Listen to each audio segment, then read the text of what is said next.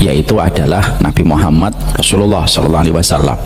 Di dalam mimpi tersebut beliau menjumpai keponakannya Nabi Muhammad sedang berdialog dengan seseorang yang dituakan oleh Rasulullah, dan beliau tahu kalau itu adalah Nabi Ibrahim ketika Nabi Muhammad pada mimpi itu memanggil orang itu dengan panggilan Bapakku Ibrahim. Maka pada saat itu Nabi Ibrahim berkata kepada Nabi Muhammad, "Wahai Muhammad, kenapa umatmu tidak mengikuti langkah dan keputusan yang telah dipilih oleh pamanmu Sa'ad bin Abi Waqqas?" Maka mimpi itu akhirnya beliau terbangun dalam mimpinya dan tidurnya, dan beliau semakin yakin bahwasanya apa yang beliau pilih tidaklah salah. Pada zaman fitnah Pak, ketika semuanya itu masih samar-samar, kita tidak pernah tahu siapa yang mutlak benar dan siapa yang mutlak salah. Makanya ketika kita pada zaman fitnah, jaga jemari kita, jaga lisan kita. Jangan pernah kita meruncingkan pertikaian dan permusuhan kepada sesama orang yang beriman. Semoga kita termasuk orang yang mendapatkan keselamatan pada zaman fitnah dengan menyibukkan diri kita dan keluarga kita dan menjaga kaedah sunnah pada kehidupan keluarga yang kita cintai. Itulah kewajiban kita sebenarnya. Alhamdulillah, tentunya senantiasa kita bersyukur kepada Allah atas segala nikmat yang Allah berikan kepada kita. Allah memang tidak memberi apa yang kita inginkan semuanya, tetapi pastinya Allah memberi apa yang kita butuhkan.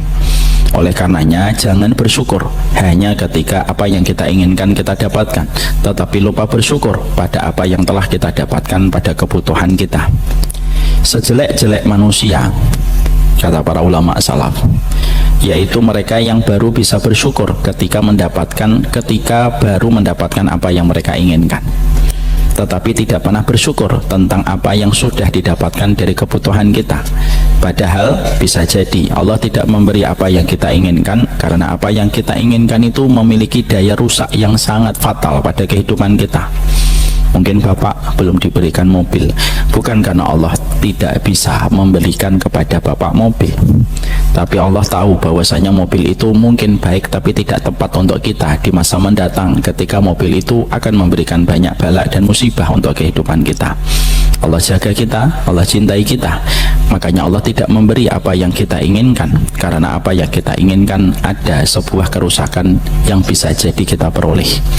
Oleh karenanya, itulah yang menjadikan kita harus paham, hambanya Allah itu mereka yang bersyukur terhadap apa yang mereka dapatkan dari kebutuhan kita, dan mereka juga bersyukur pada keinginan yang belum mereka peroleh, karena mereka tahu kalau ada keinginan yang belum kita peroleh berarti itu pilihan Allah, dan pilihan Allah itu selalu lebih baik daripada kita. Semoga kita tidak menjadi hamba dunia. In u'tiya radiyah wa in lam yu'ta sakhitah. Hambanya dunia itu sifatnya gimana? Kata Nabi, in u'tiya, kalau dikasih dia baru ridho, wa in lam yu'ta, kalau tidak dikasih dia marah Pak. Itu hamba dunia, kata Rasulullah. Maka kita jangan sampai ketika ada yang dikasih kita baru bersyukur, kalau tidak dikasih kita komplain dan protes kepada Allah. Jangan, karena bukan begitu aturan hati orang yang beriman kepada Allah. Kita dikasih kita bersyukur, kita tidak dikasih kita bersyukur, berarti pilihan Allah lebih baik daripada pilihan kita. Fihi khair, semua itu pasti ada kebaikannya, dan semua itu tidak lepas dari semua kebaikan. Dan semoga kita senantiasa bersyukur dalam setiap perjalanan kehidupan kita, baik apa yang sudah kita dapatkan dari kebutuhan kita ataupun dari perkara-perkara yang belum kita dapatkan di dalam kehidupan. Kalau memang itu baik apa yang kita butuhkan, maka pasti Allah yang akan memberikan kepada kita dan tidak akan mungkin terlewatkan. Semoga Allah senantiasa menjaga hati kita supaya hati kita senantiasa bersyukur. Jangan mati kecuali kita mensyukuri terhadap semua nikmat yang Allah berikan kepada kita, karena syukur itu salah satu amalan besar yang sangat dicintai oleh Allah, sebagaimana kufur merupakan dosa yang besar sekali yang dimurkai oleh Allah. Mari kita bersyukur dalam setiap perjalanan kehidupan kita, walaupun mungkin kehidupan kita belum semanis yang kita harapkan. Banyaklah bersyukur dalam perkara kehidupan kita. Amin insyaallah. Bapak dan Ibu yang semoga Allah rahmati dan Allah fahamkan kita tentang agama, kita tentunya paham bahwasanya manusia itu disetting untuk tidak menahan segala sesuatu.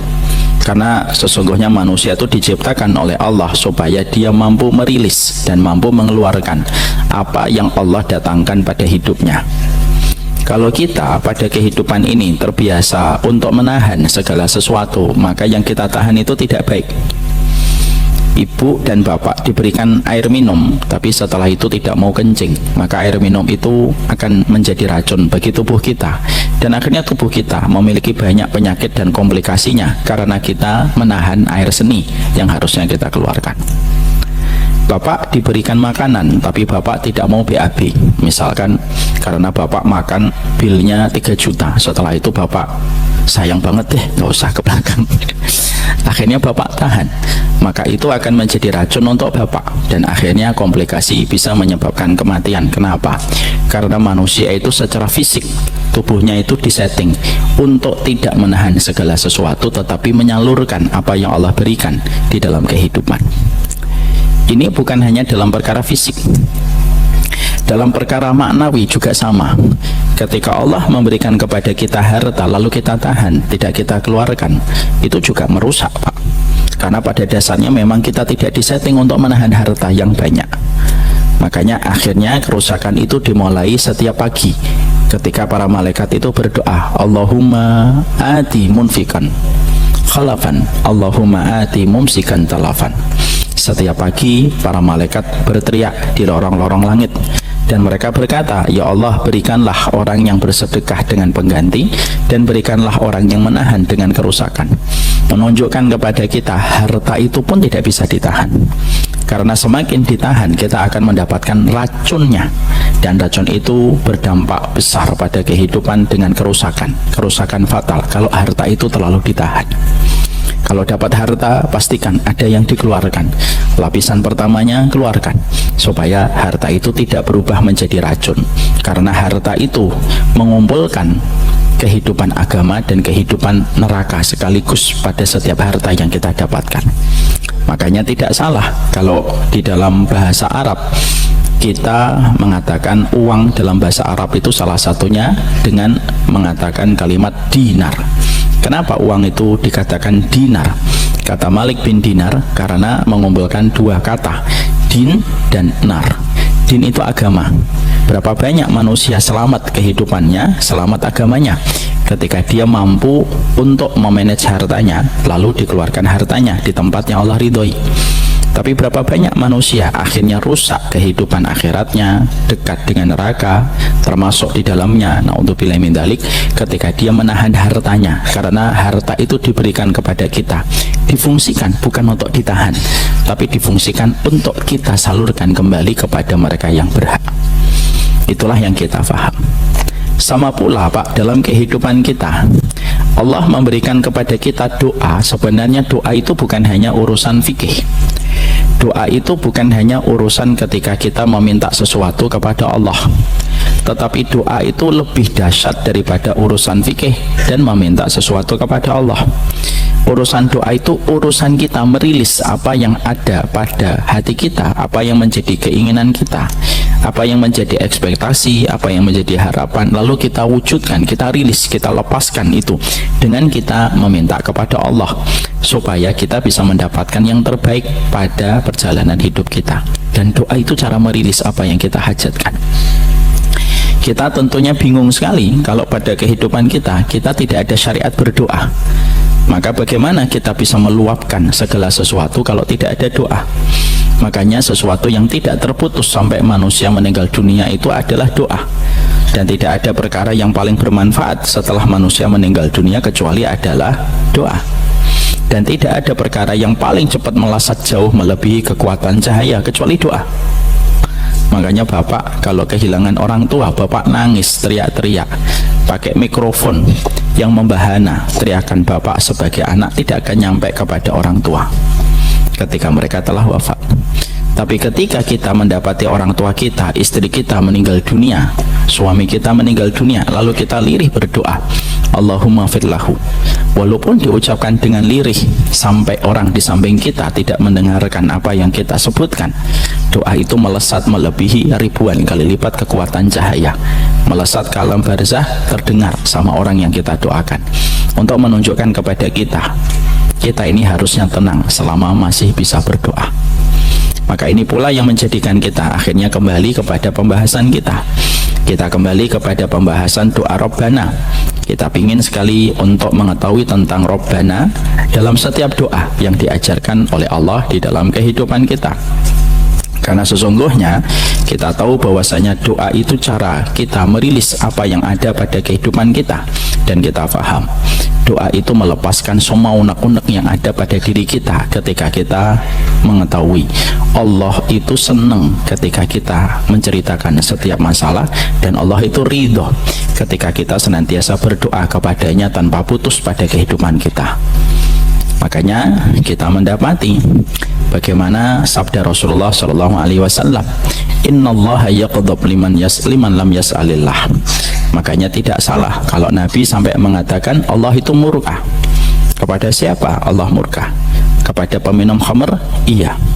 Kepada pezina? Iya. Tapi ada salah satu kriteria manusia yang juga dimurkai oleh Allah. Dia bukan pezina, dia bukan peminum khamr, tapi dia tetap dibenci oleh Allah dan dimurkai. Siapa itu? Orang yang di dalam hidupnya tidak pernah berdoa, itu pun mendapatkan murka dari Allah.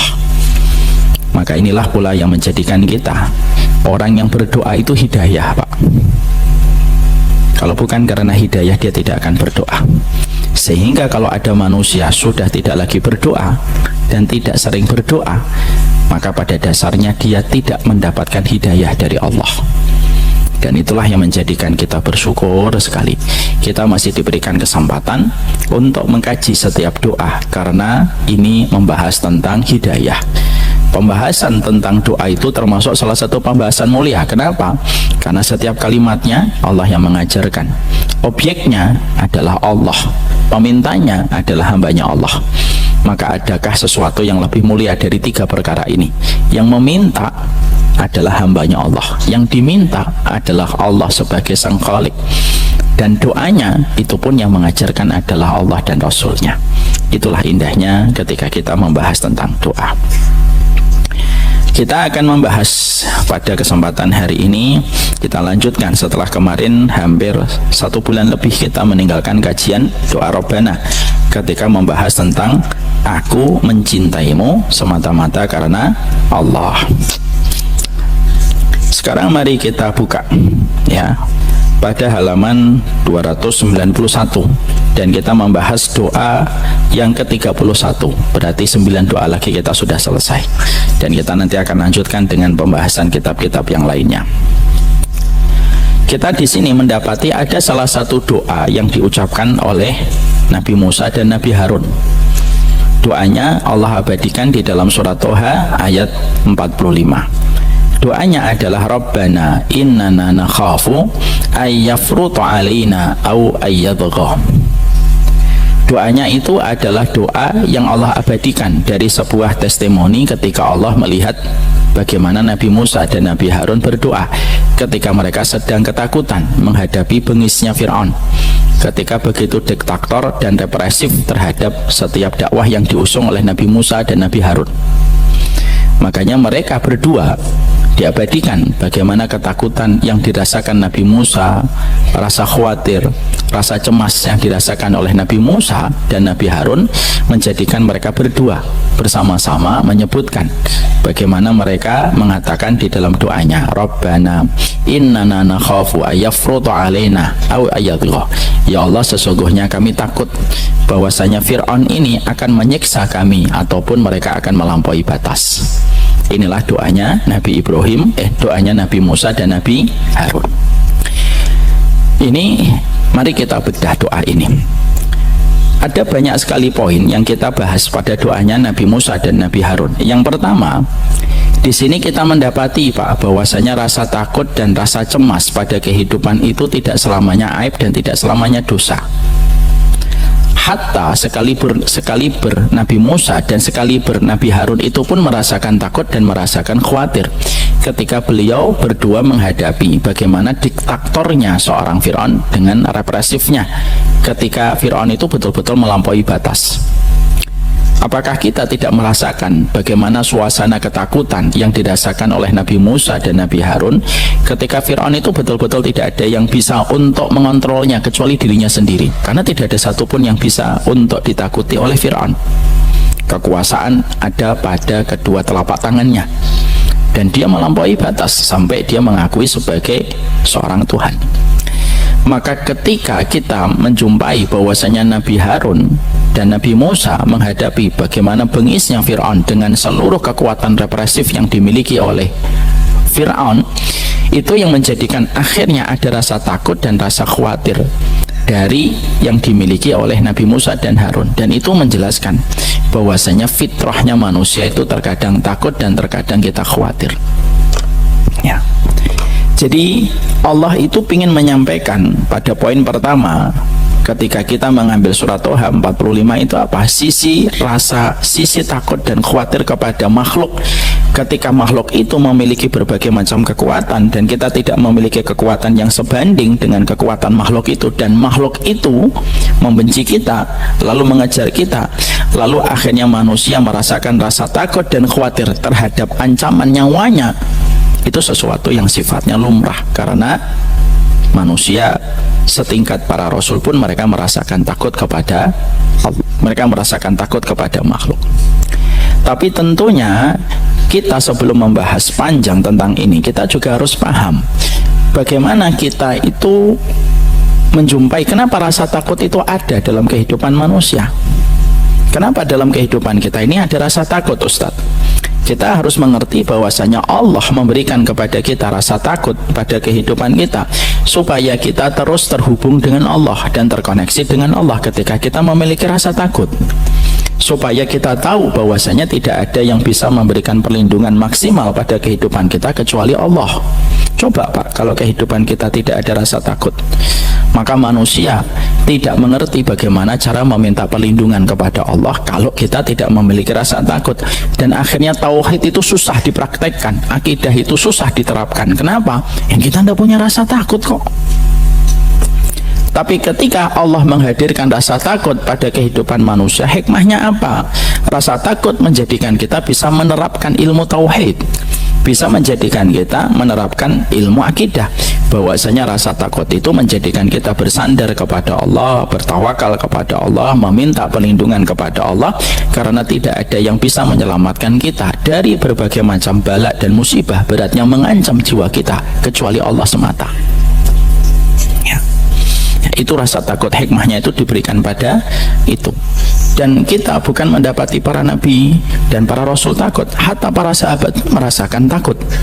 Makanya ketika kita membaca detik-detik pada saat ketika Madinah akan diserang pada waktu perang Khaybar atau perang Khandaq atau yang disebut dengan perang Ahzab, ketika para sahabat itu mendengar bahwasanya orang-orang musyrikun Quraisy mengumpulkan seluruh koalisinya untuk mengepung kota Madinah dan meluluh lantakkan kota Madinah, ketika pasukan itu bergerak 100.000 menuju ke kota Madinah, rasa takut itu menyergap kepada para sahabat, dan para sahabat merasakan bagaimana ajal itu seakan-akan di tenggorokan mereka.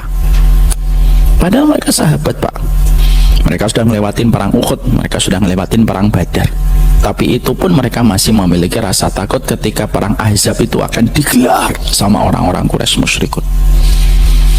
Jadi di situ akhirnya kita memahami. Jadi kalau ada orang takut itu, jangan diartikan bahwasanya dia tidak memiliki iman. Oh, takut ya kamu, nggak punya iman kamu, jangan begitu. Karena rasa takut itu lumrah. Dengan rasa takut itulah kita tahu bagaimana cara kita meminta perlindungan kepada Allah. Dan dengan rasa takut yang mungkin nanti Allah hadirkan, misalkan satu waktu kita mungkin akan merasakan rasa takut Pak, tiba-tiba dalam satu kondisi Bapak melewati satu jalan, tiba-tiba ada dua motor membonceng dan menguntit kita dari belakang, dan ternyata kita baru sadar kalau jalan yang kita lewati rawan dengan pencurian. Rasa takut pasti sesekali akan kita rasakan di dalam kehidupan kita. Maka ketika kita akhirnya menyelami Doanya Nabi Musa dan Nabi Harun ketika mereka pernah melewati rasa takut ketika mereka melihat Fir'aun. Disinilah kita harus mengerti dan harus paham apa yang akan kita lakukan ketika rasa takut itu tiba-tiba datang pada kehidupan kita. Ketika kita paham tidak semua orang di atas muka bumi ini baik, dan kita juga paham orang dolim itu selalu hadir dalam setiap waktu dan tidak pernah absen dalam setiap perputaran masa. Ini kan kita harus paham ya. Makanya akhirnya kita mendapati rasa takut itu tidak aib selama kita mampu memanage rasa takut itu sendiri. Tetapi sebelum kita menyampaikan apa yang harus kita manage kalau rasa takut tiba-tiba menyergap pada kehidupan kita, lalu Bapak tiba-tiba terlibat satu masalah, yang mana masalah itu Bapak harus hadapi dan Bapak mendapatkan akibatnya walaupun Bapak bukan pelakunya, dan akhirnya mungkin berurusan dengan banyak hal dan akhirnya mendapatkan banyak permusuhan dari orang, dan tiba-tiba rasa takut itu menyergap kepada kita. Kan kita harus tahu ilmunya, karena sunnah itu bukan hanya masalah ketika kita sholat dan puasa, tapi sunnah salah satunya ilmu yang kita harus terapkan kalau tiba-tiba perjalanan hidup kita melalui rasa takut dari ancaman yang datang pada kehidupan kita masing-masing. Tapi sebelum kita membahas itu, kita bahas dulu rasa takut itu ada beberapa macam. Ada dua setidaknya. Ada rasa takut kepada Khalik dan ada takut kepada makhluk.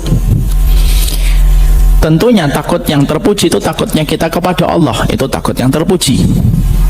Kita takut sama Allah, itu namanya takut yang terpuji.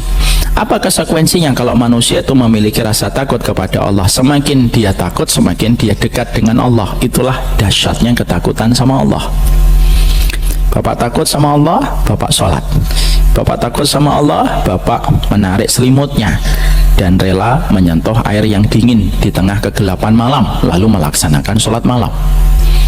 Takut itu menjadikan banyak perkara kebaikan, karena sesungguhnya takut yang pertama itu takut kepada Khalik, dan takut kepada Khalik itu selalu berujung kepada kebaikan. Ada manusia laki-laki dengan perempuan lalu berada pada satu tempat yang sangat tersembunyi untuk melampiaskan syahwat, tapi dia memiliki rasa takut, dia tinggalkan perempuan itu karena takutnya kepada Allah. Takut kepada Allah itu mendekatkan kita kepada Allah. Jadi orang yang dekat kepada Allah itu adalah orang yang takut. Tapi saya mengingatkan untuk saya dan untuk semuanya, rasa takut kepada Allah itu memang mulia dan terpuji, mendekatkan kita dengan ketaatan. Tapi maaf, jangan sampai berlebihan rasa takut kita kepada Allah yang menjadikan kita lupa dengan rahmatnya Allah. Karena kalau hanya takut, hanya ngeri ketika melihat siksa neraka, kalau kita hanya punya rasa takut ketika Allah itu syadidul iqab, syadidul azab, tapi ketakutan itu tidak disertai dengan pengharapan, lama-lama kita bisa memiliki sifat khawarij, yaitu orang yang mereka itu justru dimurkai oleh Allah karena rasa takutnya itu berlebihan, tetapi tidak memiliki sifat rahmat, tidak memiliki sifat roja untuk berharap kepada rahmatnya Allah. Itu tidak boleh. Saya takut sama Allah, Ustaz, boleh, wajib. Saya takut dengan nerakanya Allah, iya, tapi tetap sifat rahmat, sifat roja pada hati kita kepada Allah itu kita tanam. Apa itu roja? Mengharapkan ampunan dan kasih sayang Allah. Orang Khawarij, salah satu kelompok yang dimurkai oleh Allah, hanya memiliki rasa takut tapi tidak memiliki sifat roja. Dia tidak memiliki sifat harapan.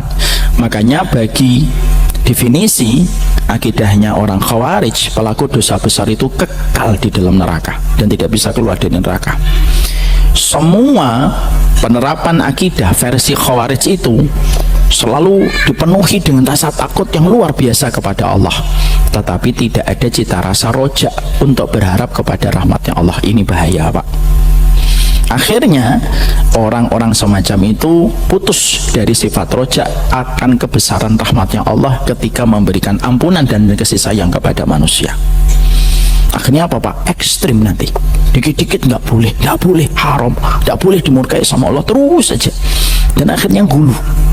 Dan kalau sudah gulu, kaku, Pak, lebih kaku daripada penggaris kayu dan lebih kaku daripada kanebo kering kalau sudah dia dalam kondisi gulu. Makanya sampai Nabi mengatakan la yushad hadzal din illa ghalabahu. Makanya sampai Nabi itu mengatakan di dalam sabdanya, jangan berkeras-keras di dalam agama. Tidaklah mereka yang berkeras-keras di dalam agama kecuali dikalahkan dengan sikapnya sendiri. Orang itu kalau sudah hulu ekstrim, Pak, dia kalah dengan dirinya sendiri. Karena apa? Karena sesungguhnya manusia itu tidak bisa kaku selama-lamanya. Makanya terkadang kalau kita mendapati orang itu takut sama Allah, lalu dia berlebihan, tidak disikapi dengan ilmu, tidak disikapi dengan akidah yang benar, tidak diimbangi dengan sifat roja, yang difikirkan hanyalah neraka, dan akhirnya dia menjadi orang yang tidak bisa luwes pada kehidupan ketika menjalani agamanya. Makanya sifat-sifat ekstrim dan gulu sudah nampak pada zaman Rasulullah.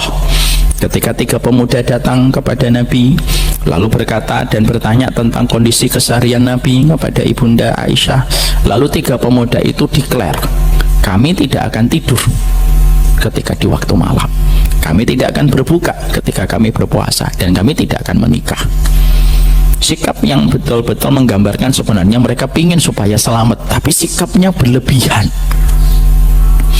Makanya akhirnya yang terjadi apa? Rasulullah mengingatkan, meluruskan, mengevaluasi. Saya tetap tidur, saya juga punya istri, dan saya sehari puasa, sehari tidak, untuk meluruskan kembali bahwasanya perilaku ekstrim ketika dulu itu salah satunya ketika punya rasa takut kepada Allah, tapi tidak diiringi dengan ilmu pada penerapan akidah yang benar, sehingga akhirnya tidak punya sifat rojak kepada Allah. Yang dibicarakan setiap hari neraka, sehingga seakan-akan Allah itu maha penyiksa, tetapi lupa bahwasanya Allah itu maha penyayang. Ini kita harus paham tentang ini, ya. Jangan sampai akhirnya kaku banget. Nah, ada yang pernah tanya sama saya, sudah saya sampaikan di sini atau belum? Ada salah satu jamaah saya nanya gitu, Ustadz, gimana hukumnya main bola? Saya kan malah bingung, Pak. Apa hukum main bola? Maksudnya nonton bola atau main bola? Main bola, Ustaz. Saya kan bertanya, saya nggak mau jawab karena saya khawatir ini jangan-jangan saya ada satu ilmu yang saya tidak paham gitu. Ya dulu sebentar, saya cek dulu di kitab. Saya nggak menemukan ada sesuatu yang haram pada perkara itu, tapi ternyata bagi beliau bahwasanya bermain bola itu haram, Ustaz. Loh, kok haram? Karena tasyabuh dengan orang kafir. Lah, saya bilang ini kan sudah tidak lagi menjadi identitas orang kafir, saya bilang gitu. Tapi dialog saya dengan beliau membentur tembok, nggak ketemu. Saya akhirnya menyampaikan kepada beliau, ya sudahlah, antum nggak usah main bola. Ya. Dan saya juga nggak main bola, bukan karena haram, karena saya memang tidak jago bola gitu. Karena setiap saya main bola 10 menit itu ngos-ngosannya 20 menit, saya bilang. Tapi di situ saya mendapati bahwasanya orang kalau sudah ngulu, kalau mereka sudah takut, akhirnya apa? Kaku dalam menjalani kehidupan, sehingga akhirnya perkara yang Allah halalkan, perkara yang Allah mubahkan tidak bisa dinikmati sama orang yang mereka sudah ngulu. Dan tidaklah orang ngulu kecuali mereka akan dikalahkan dengan sikap ekstrimnya ketika berlebihan. Ya. Ada kisah nyata, Pak, lagi. Ada teman saya mau nikah dengan seorang akhwat. Lalu akhwatnya ini ketika pada proses nador itu, tahu nador ya, melihat. Jadi orang itu kalau dalam proses lamaran ada yang namanya proses nador itu melihat. Pada waktu proses nador itu salah satu dialog obrolan beliau dengan teman saya adalah beliau menyebutkan nama-nama orang. Lalu beliau bertanya sama teman saya, apakah orang-orang ini kafir atau tidak kafir? Lah, kaget teman saya. Urusan nikah apa urusannya dengan mengkafirkan orang? Diulang lagi, maksudnya ini 1-2 orang ini kafir atau enggak? Beliau berkata, saya tidak tahu. Tapi kalau saya menerapkan akidah saya, bermuamalah dengan ahlul kiblah, nahkumu bidawahiriha, kita menghakimi seseorang berdasarkan dohirnya. Adapun yang memutuskan orang bisa menjadi status kafir dan tidak bukan kita, tapi ulama dengan ratusan hujah dan bukti untuk bisa mengeluarkan orang dari Islam. Karena begini ya Pak kaedahnya, kata beliau ya, karena begini ya kaedahnya, masuk Islam itu gampang, tapi mengeluarkan orang dari Islam itu rumit. Paham di sini Pak? Saya ulang kembali. Memasukkan orang ke dalam Islam gampang, Pak. Cukup bersyahadat. Tapi mengeluarkan orang dari Islam itu rumit. Makanya dikatakan Imam Ahmad, ikhrajun nas anis sunnah syadidun. Ngeluarin orang dari sunnah, ngeluarin orang dari kebenaran itu nggak gampang. Makanya maaf ya, mengkafirkan dan menyesatkan itu dua-duanya berat, Pak. Sama dengan mengatakan ini sunnah atau nggak sunnah, nggak segampang kamu ngomong, Bambang, nggak segampang itu. Karena mengeluarkan, karena kadang-kadang orang itu gampang banget mengatakan ini sunnah, ini masjid nggak sunnah. Jangan gitu. Mengeluarkan orang dari sunnah itu rumit, sebagaimana mengeluarkan seseorang dari Islam itu rumit. Kaidahnya begitu. Dia katakan sama teman ini, mengeluarkan orang dari Islam itu rumit, nggak segampang yang kita pikirkan. Tapi sang akhwat bersikeras dan mengatakan, pokoknya gimana statusmu melihat orang itu? Ya hukumnya muslim, dohirnya muslim. Lalu barulah dia tahu ternyata jawabannya tidak memuaskan pihak sang akhwat. Apa yang terjadi, Pak? Dia ditolak, Pak, lamarannya. Ketika hari yang ketiga saya melihat dia lagi sedih itu. Ngapain antum? Lamaran saya ditolak. Alhamdulillah, saya bilang gitu. Karena bisa jadi antum diselamatkan dari hal-hal yang tidak baik untuk antum gitu. Tapi yang terjadi, sahabat saya ini cerita, seiring perjalanan waktu, akhwat ini ternyata sudah berubah total. Bahkan sampai-sampai sudah membuka beberapa bagian dari auratnya dan tidak sebagaimana dulu ketika masih memiliki pemikiran-pemikiran yang gulu di dalam masalah itu. Makanya betul, la yushad hadatin illa ghalabahu. Tidaklah orang yang berkeras-keras di dalam agama kecuali dikalahkan dengan sikap dia beragama. Makanya Nabi mengatakan kepada kita bahwasanya ketika kita itu harus lembut, harus kita luas di dalam kita menerapkan kaidah-kaidah di dalam kehidupan kita. Disitulah kita mendapatkan yang pertama, rasa takut kepada Khalik itu mulia. Tapi rasa takut kepada Allah jangan sampai melampaui batas. Antara khauf dengan roja itu saling bergantian. Kalau bapak, ibu mendapatkan godaan dosa, jangan memakai sifat roja. Ibu, misalkan bapak-bapak mendapatkan godaan perempuan, naudzubillah min dzalik, jangan memakai sifat roja. Allah itu maha pengampun gitu. Berapa banyak orang yang berzina masuk surga. Ustadz pernah cerita itu ada pezina 6 hari berturut-turut gara-gara sedekah roti diampuni oleh Allah. Insya Allah bismillah, tidak apa-apa. Nggak boleh. Ini menggunakan sifat rojak bukan pada tempatnya. Ketika kita mendapatkan godaan dosa, yang kita atur pada hati kita sifat khauf. Allah itu keras dan tegas azabnya dan siksanya. Tapi kalaupun akhirnya kita terjerumus kepada dosa, ketika kita terjerumus kepada dosa, jangan menggunakan sifat khauf, gunakanlah sifat roja. Ya Allah, Allah maha pengampun, dosa sudah dilakukan, mau apa? Maka kita terus meminta kepada Allah ampunan dan yakin Allah mengampuni kita. Itulah bagaimana seimbangnya hati seorang muslim yang berpaham Ahlussunnah wal Jamaah, bukan Khawarij, bukan Murji'ah. Kalau Murji'ah apa Ustaz? Antitesa dari Khawarij. Murji'ah itu bagaimana Ustaz? Murji'ah itu orang yang terlalu punya roja, terlalu besar, tapi tidak punya rasa takut sama Allah.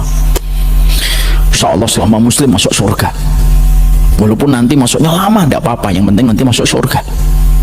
Lalu dia menata terus rojaknya kepada Allah. Itu enggak betul. Mereka lah yang mentakhir amal dari syarat sahnya iman. Dia bisa. Bagaimanapun manusia itu harus punya rasa takut sama Allah, dan itu harus seimbang pada kehidupan manusia. Salah satu mengalahkan salah satu, terjebak kepada pemikiran yang menyimpang yang tidak bersumber kepada sunnah Nabi. Khaufmu terlalu besar, jadinya Khawarij. Rojakmu terlalu besar, jadinya Murji'ah.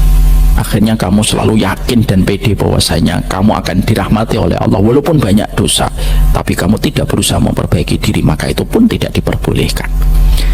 Maka disitulah kita memahami sifat takut kepada Khalik itu mulia, dan ini merupakan sebuah kebaikan. Yang kedua, takut kepada makhluk. Takut kepada makhluk. Sudah, dan kelihatannya barusan ngomong ya. Takut yang kedua yaitu takut kepada makhluk. Takut kepada makhluk itu merupakan sebuah perkara yang akhirnya dibagi menjadi dua, Pak. Ada yang tabi'i, ada yang memang lumrah, ada yang tidak lagi lumrah ketika sudah menjatuhkan kita dalam dosa. Rasa takut kepada makhluk itu ketika menjadi lumrah itu ketika ketakutan kita kepada orang-orang yang memiliki kekuatan di atas kekuatan yang kita miliki. Itu termasuk ketakutan yang sifatnya itu lumrah pada kehidupan kita. Bapak bertemu dengan orang yang lebih kuat, lalu dia menekan kita, mempreser kita, mengancam nyawa kita, maka sesungguhnya rasa takut itu bukan menunjukkan kalau kita tidak bertauhid sama Allah. Tidak, itu menunjukkan sisi fitrahnya kita sebagai manusia, bahwasanya dia memiliki kekuatan yang besar ya.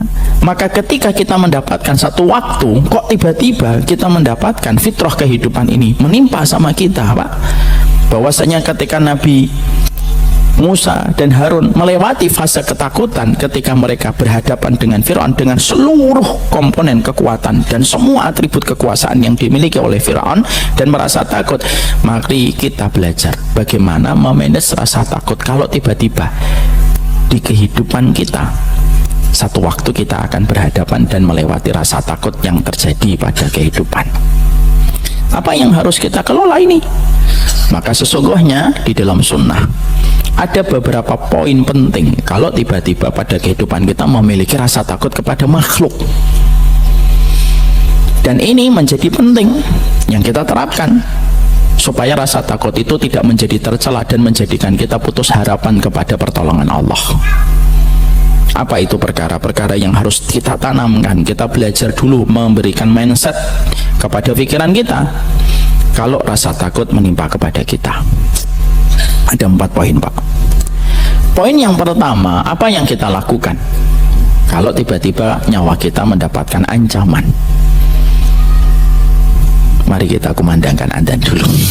Insya Allah kita lanjutkan habis sholat isya sebentar. Saya mohon maaf nanti mungkin tidak bisa melanjutkan panjang, qadarullah saya agak kurang fit, tapi insya Allah saya tetap melanjutkan habis isya sebentar. Diizinkan atau tidak diizinkan? Diizinkan atau tidak terserah saya, wong saya punya majelisnya. Assalamualaikum warahmatullahi wabarakatuh.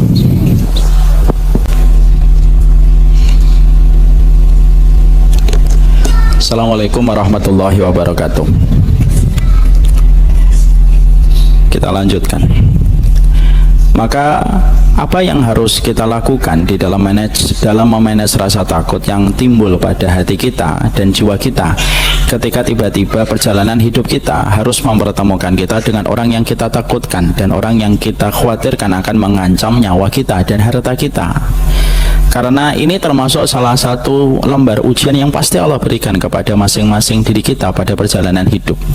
Makanya Allah menyampaikan kepada kita di dalam surat Al-Baqarah 155, "Walanabluwannakum bisyai'im minal khaufi wal ju'i wa naqsim minal amwali was samarat wa basyiris sabirin."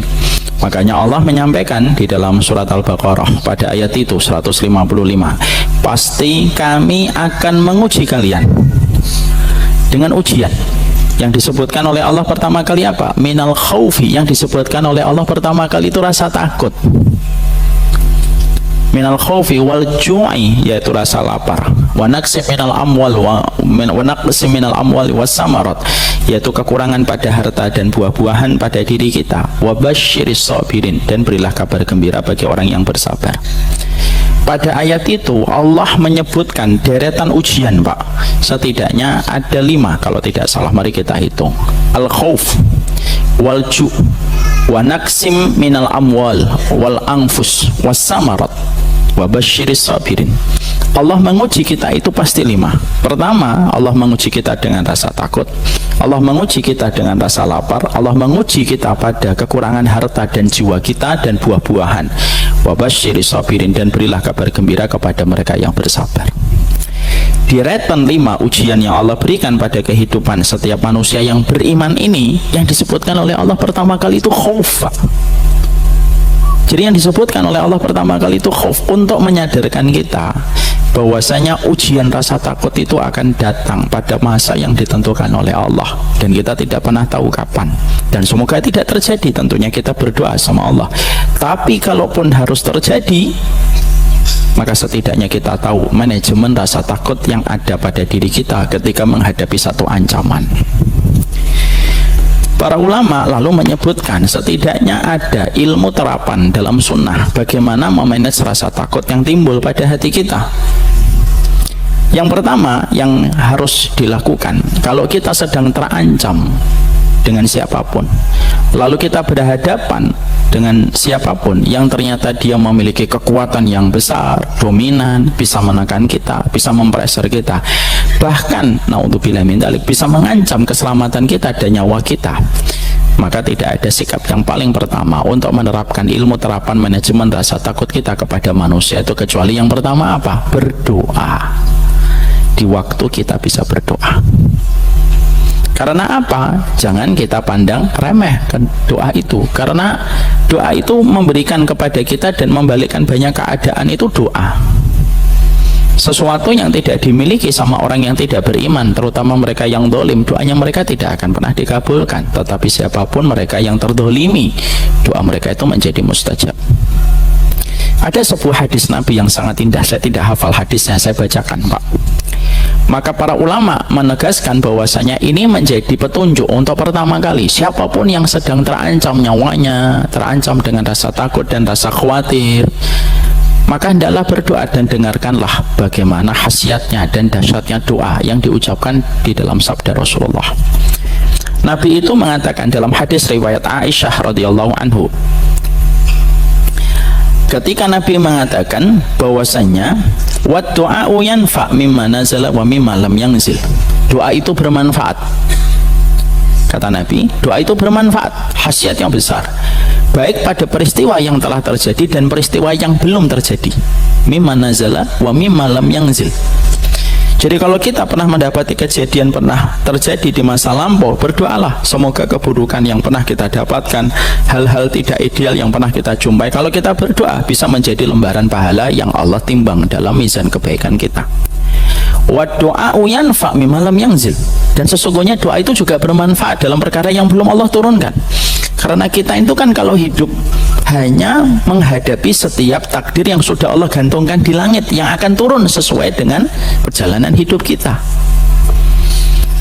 Maka Nabi lalu mengatakan wa innal bala la yanzil, dan tidaklah satu bala pasti kecuali akan turun. Jadi kita itu akan diuji dengan bala, Pak. Iya, wa innal bala la yanzil. Sesungguhnya ketika bala itu sudah ditetapkan Allah di dalam catatan takdir kita, ada bala, ada musibah yang sudah Allah tetapkan, dan itu tinggal menunggu waktu untuk turun karena sudah tergantung di pintu langit. Kata Rasulullah, fayatalaqahu ad-du'a, tidak ada yang berani menghadapi setiap bala yang Allah tetapkan untuk kita masing-masing. Tidak ada yang paling gagah berani dan tidak pengecut menghadapi bala, kata Nabi, kecuali doa. Fayatalaqahu ad-du'a, kalau bala sudah di pintu-pintu langit yang akan turun pada kehidupan manusia, yang paling berani untuk menghadapi sendiri setiap bala itu doa kita. Fayatalijani ila yaumil qiyamah, dan tidaklah doa dan bala itu saling bersahutan dan saling mendahului sampai hari kiamat. Hadis ini diriwayatkan dalam hadis Imam Hakim dan disahihkan oleh Imam Albani dalam Sahih Jami' dalam riwayatnya Aisyah radhiyallahu anha. Sehingga akhirnya kita mendapati bahwasanya kalau kita terancam, naudzubillah min dzalik, nasallallahu alaihi wasallam, kalau kita nanti akan melewati episode-episode yang pernah dilewati Nabi Musa dan Nabi Harun, dilewati Nabi dan dilewati para sahabat ketika perjalanan hidup kita, harus mempertemukan setiap ujian dan ujian yang Allah katakan pertama ujian itu rasa takut, maka sesungguhnya kita harus paham doa itu bisa mengubah banyak keadaan. Ustadz, ada nggak kisah nyata tentang itu? Ada. Kisah nyata yang kita dapatkan yaitu ketika kita mendapatkan Abu Bakar Muhammad bin Dawud, salah satu di antara orang solih pada zaman Salaful Ummah, pada zaman 3 generasi pertama. Maka sesungguhnya Abu Bakar Muhammad bin Dawud ini pernah mendapati satu kejadian yang tidak pernah dia duga. Dia berbuat baik, tapi perbuatan baiknya justru menjadi bala bagi dirinya. Dia mempersilahkan orang untuk naik keledainya karena memiliki tujuan yang sama.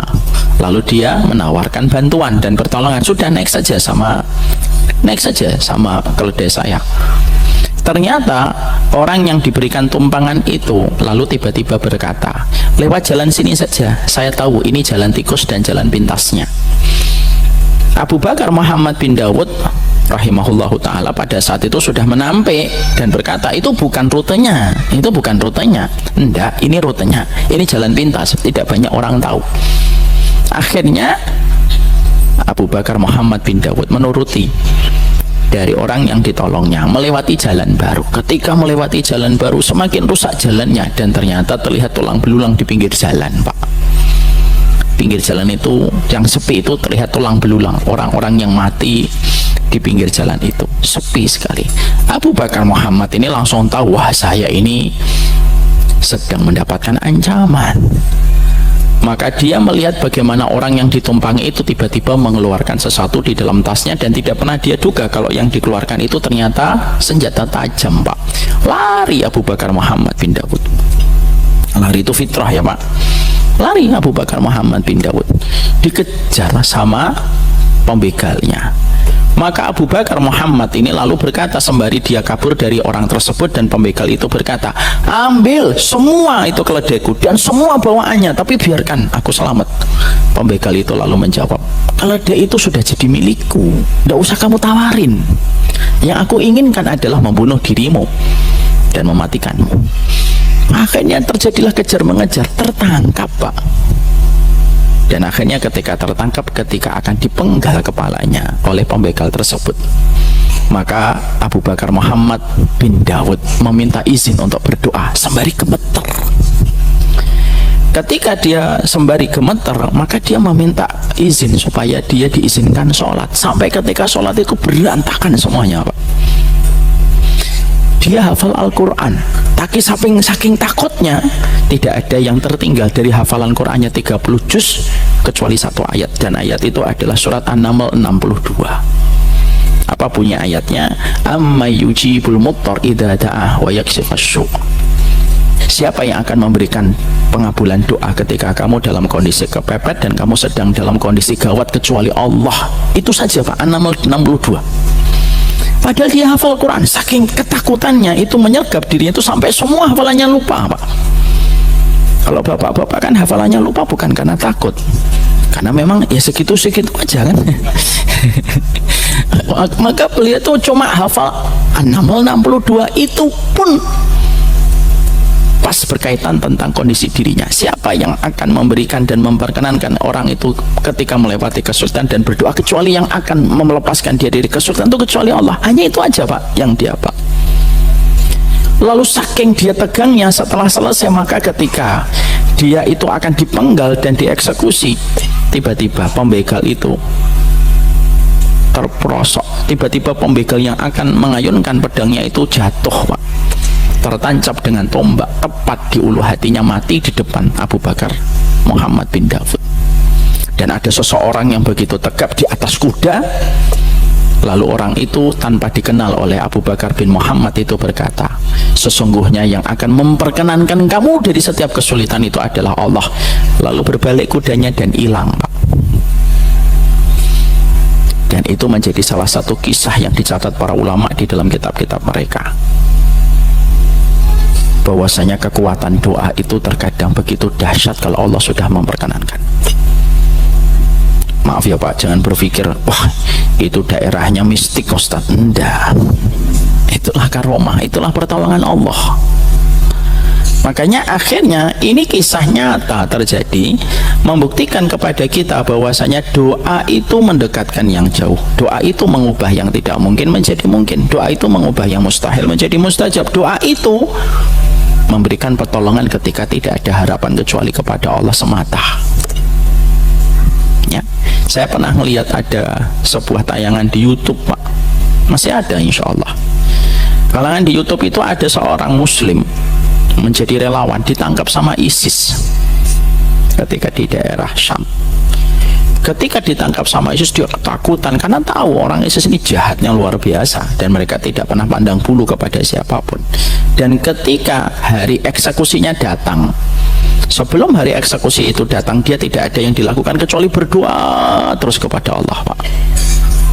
Dan ketika hari eksekusi datang, hampir saja mau ditembak, tiba-tiba kelompok ISIS ini diserang oleh kelompok lain. Dan akhirnya pasukan ISIS ini kocar-kacir dan beliau selamat, Pak. Padahal saat itu sudah mau dieksekusi, tinggal nembak doang itu, tapi selamat. Dan beliau menceritakan ini, salah satu kisah bagaimana kelamnya beliau ketika ketika beliau merasakan rasa takut yang luar biasa. Disitulah para ulama lalu mengatakan kepada kita, kepada saya, kepada kita, manajemen rasa takut. Kalau tiba-tiba Allah mempertemukan kita dengan rasa takut yang begitu besar kita kepada Allah, maka sesungguhnya kita harus paham, berdoalah dan harus yakin dengan doa. Karena doa itu berfungsi dan efektif sesuai dengan prasangka kita. Kalau kita berdoa, wa antum lam tuqinuna bil ijabah, kalau antum berdoa, saya berdoa, tapi kita tidak yakin dengan pengabulan Allah, ya nggak akan efektif doa itu. Makanya Nabi menyampaikan, ud'ullaha wa antum muqinuna bil ijabah, berdoalah sama Allah dan kamu yakin bahwasanya itu akan dikabulkan oleh Allah. Doa itu akan efektif memberikan kepada kita memberikan kepada kita sesuai dengan apa yang kita yakini dalam doa yang kita panjatkan. Doa ini berdoa saja terus, mau diapain? Kondisi ini sudah kita dapatkan, misalkan ketika kita harus menghadapi resiko itu, tidak bisa lagi memutar waktu, tidak bisa lagi memperbaiki keadaan, dan hidup sudah mempertemukan dengan ancaman itu, maka yang kita lakukan adalah berdoa. Berdoalah, karena sesungguhnya, perhatikan kata Nabi yang sangat tidak saya katakan, wad-du'a'u mimma nazala wa mimma lam yanzil wa innal bala la yanzilu fayatalaqahu du'a. Doa itu bermanfaat kepada perkara yang sudah terjadi, perkara yang akan terjadi, dan tidak ada setiap bala yang akan menimpa kepada manusia kecuali yang paling gagah berani menghadapi bala itu adalah doa yang kita panjatkan. Fayatalaqahu doa. Bapak ngerasain nggak betapa indahnya pemilihan kata dalam hadis yang diucapkan Nabi? Maaf ya kalau Bapak nggak bahasa Arab mungkin nggak bisa memahami apa yang saya rasain. Tapi kalau kita belajar bahasa Arab, kita tahu pemilihan katanya Nabi itu kuat sekali. Fayatalaqahu doa, dihadapi dengan gagah berani oleh doa. Kalau bala itu akan turun. Makanya akhirnya para ulama mengatakan kadang-kadang bala kita peroleh, bala kita dapatkan karena kita jarang berdoa. Kadang-kadang bala kita peroleh dalam kehidupan. Ini yang pertama. Yang kedua, apa yang harus kita manage kalau rasa takut itu mengancam kita? Yang kedua, harus betul-betul memahami dan mengilmui apa yang dikatakan oleh baginda Nabi. Fa innal haqqa la yuqarribu ajalan wa la yubaitu an rizqin, fa innal batila la yubaitu an ajalin wa la yuqarribu an rizqin. Fima makna, dari riwayatnya Imam Ahmad. Nabi itu mengatakan kepada kita, kebenaran itu tidak sama sekali memajukan kematian dan tidak menjauhkan rezeki. Sebagaimana kamu membela kebatilan tidak mengundurkan ajal dan tidak menjamin dekatnya rezeki. Maka kata-kata ini merupakan sebuah kata yang harus kita berusaha untuk menghidupkan kata-kata ini pada hati kita kalau kita sedang dalam kondisi mendapatkan ancaman, terutama kalau kita berada pada pihak yang benar. Bapak berhadapan dengan preman, Bapak benar membela kebenaran gitu, dan akhirnya preman itu mungkin mengancam kita. Salah satu yang kita lakukan selain doa itu apa? Yakin betul ketentuan ajal kita tidak berubah hanya karena kita membela kebenaran, dan ajal kita pun tidak akan menambah hanya karena kita membiarkan kebatilan. Ini kata-kata tauhid, Pak, dan memang susah dipraktekkan ketika pada saat kondisi kita lagi ketakutan. Tapi setidaknya ini kita pahami betul, benar itu tidak sama sekali mendekatkan ajal, sebagaimana kebatilan tidak pernah menjauhkan ajal. Makanya dulu para sahabat itu ngomongnya bagus sekali. Kenapa para sahabat itu memiliki mental yang luar biasa ketika berperang bersama Romawi dan Persia? Dan mental itu betul-betul terbangun. Makanya sampai orang Persia itu mereka berkomentar, kalau kita perang sama para muslim itu kami berperang dengan bangsa jin, karena mereka tidak takut sama sekali. Padahal tetap para sahabat itu punya rasa takut. Tapi ada kata-kata bagus dari para sahabat itu. Pedang itu sudah tergores namanya siapa saja yang akan terluka dengan pedang itu. Kalau memang jatah kami tidak ada di pedang itu, selamanya pedang itu tidak akan pernah melukai kami. Itu dalam bahasa Arab Pak, tapi saya nggak hafal matannya. Makanya yang kedua, kalau ketakutan itu menyergap manusia, maka yang kedua pada saat itulah kita memberikan mindset pada pikiran kita, pada hati kita, bahwasanya kebenaran itu tidak pernah mendekatkan ajal kita. Tapi maaf ya, bukan berarti setelah kita memahami hadis yang kedua lalu kita nantang setiap orang dan tidak mengukur diri. Itu nekat namanya. Kebenaran tidak akan mendekatkan ajal, nantang setiap orang. Bapak belur Pak, Bapak. Karena ketika kita menyampaikan kebenaran itu, maka kita harus mengukur diri. Ketika belum mampu, Allah tidak paksakan kok. Allah tidak paksakan. Makanya dulu pada zaman Ibnu Taimiyah ada beberapa pasukan Tartar yang sudah masuk Islam, tapi kegemarannya tetap minum alkohol, minum khamr Pak. Padahal sudah masuk Islam. Mereka itu minum alkohol sampai berbuat melampaui batas di jalan-jalan itu. Ada murid-muridnya Ibnu Taimiyah yang emosi melihat peristiwa itu. Lalu mereka berkata sama gurunya, mereka minum minuman, mereka ngerusak, ayo kita cegat. Lalu ditahan sama Ibnu Taimiyah, jangan, karena sesungguhnya mereka punya kekuatan yang lebih besar daripada kekuatan kita. Kalau kamu nanti berusaha untuk menahannya dan tidak kamu mengukur kekuatanmu, maka bisa jadi orang-orang ini kamu tahan, setelah itu datang ribuan pasukan lainnya untuk membela orang yang kamu tahan mereka itu, dan bisa jadi darah kaum muslimin akan tumpah lebih banyak.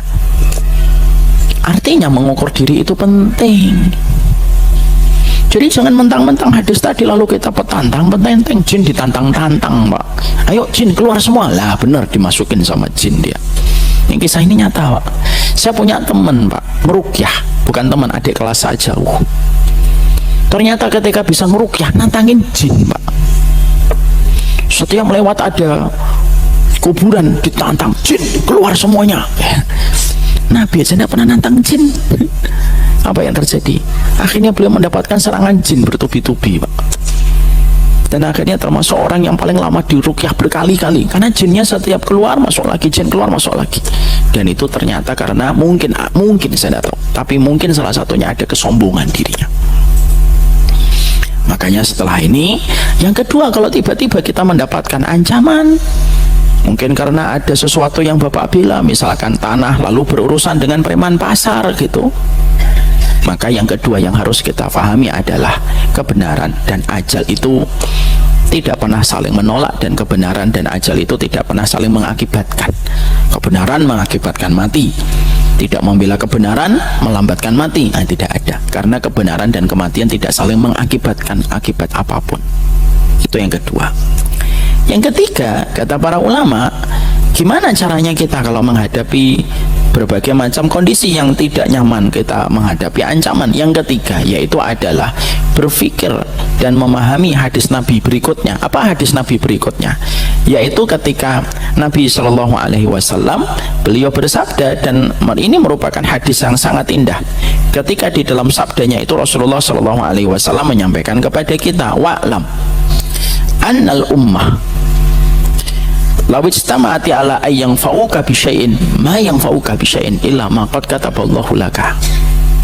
Nabi bersabda dalam hadis yang diriwayatkan dari jalurnya Ibnu Abbas, ketahuilah wahai manusia, kalaulah setiap manusia semuanya sepakat ala ayang fauka bisyai'in, mereka sepakat, seluruh manusia ini sepakat ingin memberikan kepadamu satu manfaat, misal mereka sepakat memberikan kepadamu uang 1 juta, sepakat, ayo Pak Haiban dikasih uang 500 juta bangun lift di masjid, misal semua orang timur dan barat semuanya sepakat ngasih uang itu kepada Pak Haiban, ma yang fauka bisya'in, itu pun semua kesepakatan mereka itu tidak akan nyampe kepada Pak Haiban kecuali kalau Allah mengizinkan.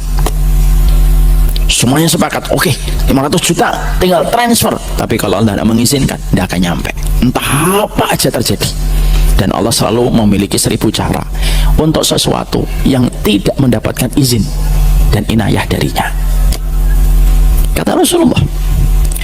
Nabi melanjutkan kembali, Wa in istama'u ala ayadurruka bisyai'in. Kalaulah seluruh manusia timur dan barat, utara dan selatan sepakat mereka ingin memberikan madarat, ingin memberikan bahaya untuk dirimu, tidaklah mereka memberikan sedikit apapun bahaya itu kecuali yang ditetapkan oleh Allah. Contoh, ada orang pingin, yuk kita kasih pelajarannya Pak Haiban, kita lecetkan dikit kulitnya. Ya, na'udzubillahi min dzalik, nasallallahu alaihi wasallam. Lalu semua orang sepakat, ayo kita buat lecet dikit lah, biar tahulah dia rasanya gimana kalau melawan kita gitu. Kata Nabi Muhammad SAW, ma yadurruk, tidak ada satupun yang bisa melecetkan dirimu kecuali itu pun melalui izinnya Allah yang sudah ditetapkan dalam catatan takdir yang berlaku pada kehidupan kita. Hadis ini kan ngasih kita ketenangan, tenang akhirnya. Bapak ketika menjalankan bisnis tiba-tiba berhadapan dengan kompetitor dan kompetitor menggunakan hal-hal yang menjadi ancaman, dia turunkan preman untuk mengancam bisnisnya Bapak gitu. Ini hal yang lumrah yang sering kita jumpai dan kita dapatkan gitu. Maka yang kita lakukan yang ketiga, kalaupun nanti akhirnya kita sedang terancam dengan mungkin ada luka fisik yang kita jumpai atau mungkin habisnya harta kita, kita harus kembalikan kepada pengaturan takdir yang Allah berikan di Lauhul Mahfuz. Apapun manfaat yang kita peroleh, apapun mandarat yang kita dapatkan, itu tidak lepas dari pengaturan Allah dan itu melalui izinnya Allah semata. Bukan karena dia yang kuat, tapi karena Allah yang telah menakdirkan itu menimpa pada kehidupan kita. Jadi walaupun ini tidak menghilangkan langsung, apakah kita ketika meyakini 1, 2, 3 langsung hilang rasa takutnya? Enggak, rasa takut tetap ada, tapi tidak lagi menjajah kita.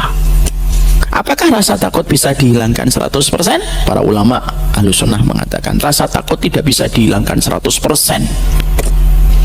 Hanya bisa didominasi dengan keyakinan kita kepada Allah. Rasa takut tetap ada,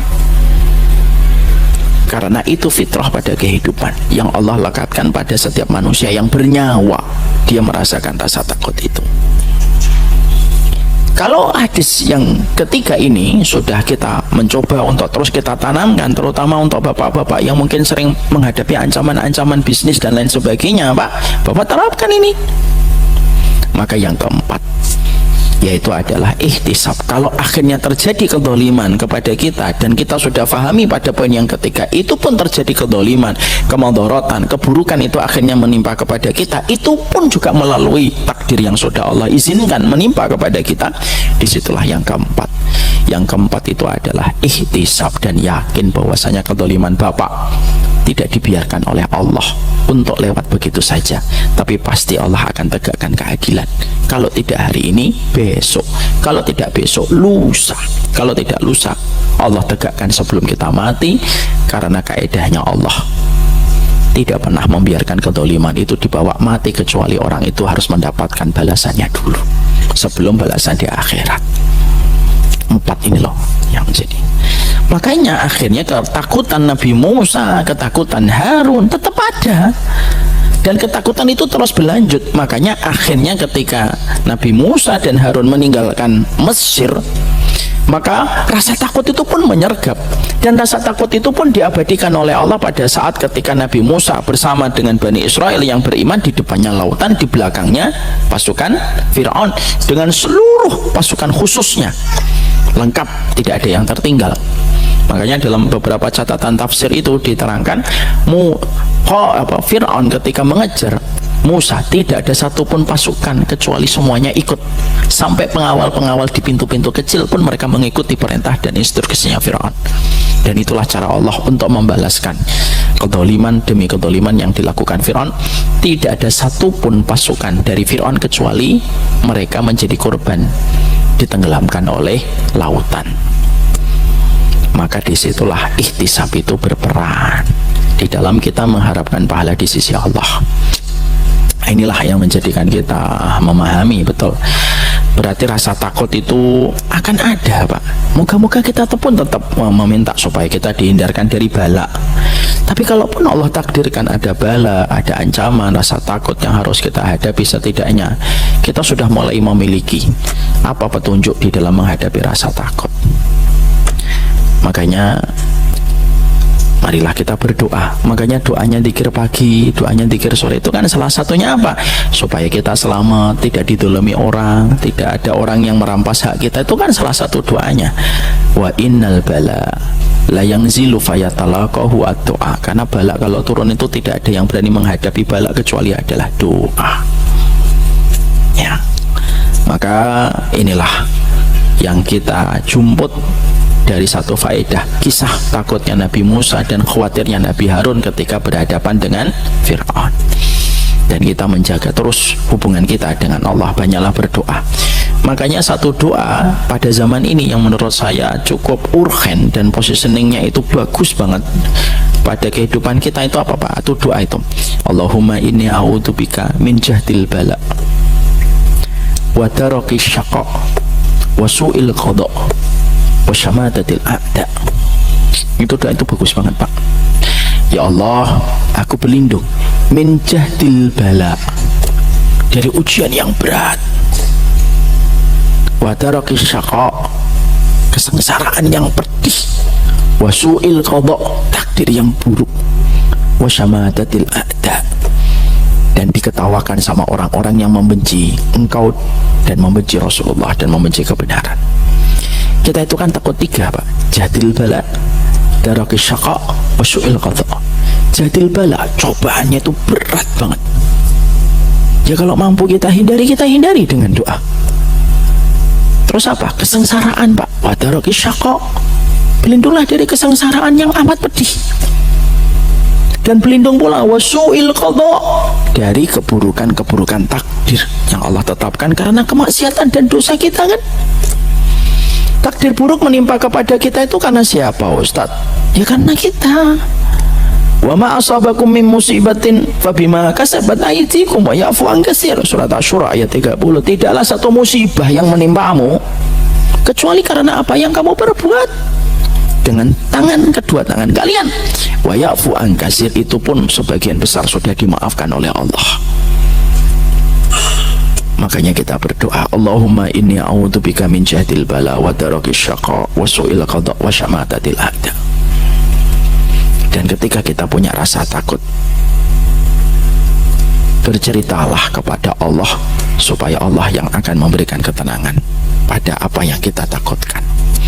Ayo kita ucapkan yuk doa tadi, Allahumma inni a'udzubika min jahdil bala wa daraqis syaqa wa su'il qada wa syamatatil a'da. Lazimi itu Pak. Moga-moga kita tidak berhadapan dengan orang yang memberikan kepedihan pada kehidupan kita. Moga-moga pula kita tidak perlu berjumpa dengan takdir pahit yang akan menjadikan kita tergoyahkan keimanannya. Dan semoga kita juga tidak perlu menghadapi sebuah kesengsaraan yang pedih pada perjalanan hidup kita.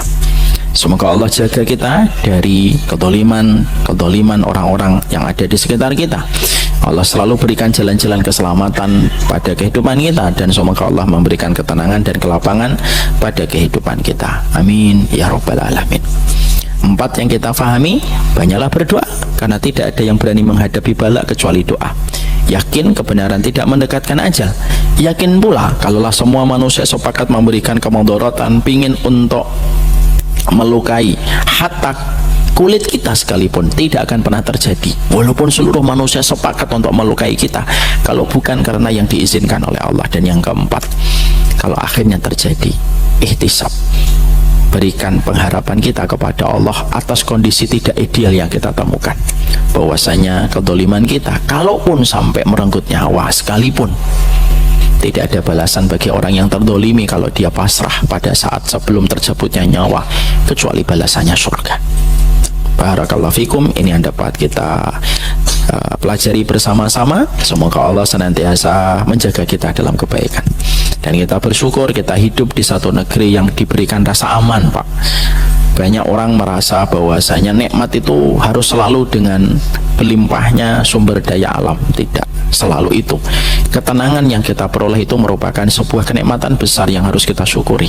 Kita bisa beribadah, kita bisa sholat, kita bisa kumpul, kita bisa kajian. Ini salah satu nikmat besar. yang tentunya belum tentu di setiap negara yang lainnya kita mendapatkan kenikmatan dari rasa keamanan sebesar ini. Semoga kita mampu menjaga diri kita, menjaga tangan kita untuk tidak tersulutnya fitnah antara muslim dengan muslim dan hilangnya rasa keamanan pada apa yang telah kita dapatkan. Saya tahu Pak, Masya Allah ya, saya ketika ke banyak negara lain, saya tuh merasa betul bahwa saya ternyata tidak setiap negara itu memperbolehkan dan mengizinkan berkumpul kayak gini Pak. Contohnya terakhir saya ke Uzbekistan, saya lihat ketika di masjid itu sepi hanya untuk sholat. Saya tanya sama tour guide-nya kita, emang tidak ada kajian Islam gitu? Nggak ada, tidak boleh berkumpul dari lebih 3 orang walaupun itu di masjid. Lihat Pak, kita dikasih dengan kemudahan untuk ngaji, dimudahkan kemudahan untuk beribadah, walaupun ada kondisi-kondisi yang terkadang belum ideal, tapi dari situlah kita mendapatkan celah pahala kesabaran. Kalau kita nanti akhirnya semuanya dapat gampang ketika kita hidup di negeri kita, lalu semuanya jadi sesuai dengan impian kita, ya malah nanti kita lupa caranya kita bersujud dan berdoa dan berharap kepada Allah. Semoga Allah menjadikan hati kita bersyukur atas kenikmatan aman yang kita peroleh. Wassallallahu ala nabiyina Muhammad walhamdulillahirabbil alamin. Saya kira begitu, karena ini temanya tentang rasa khawatir Nabi Musa dan Harun. Saya kira kita tidak usah ada pertanyaan, supaya kita pulang tidak terlalu malam sehingga kita tidak ketakutan menghadapi sesuatu di jalan. Barakallahu fikum. Ini yang dapat saya sampaikan. Assalamualaikum warahmatullahi wabarakatuh.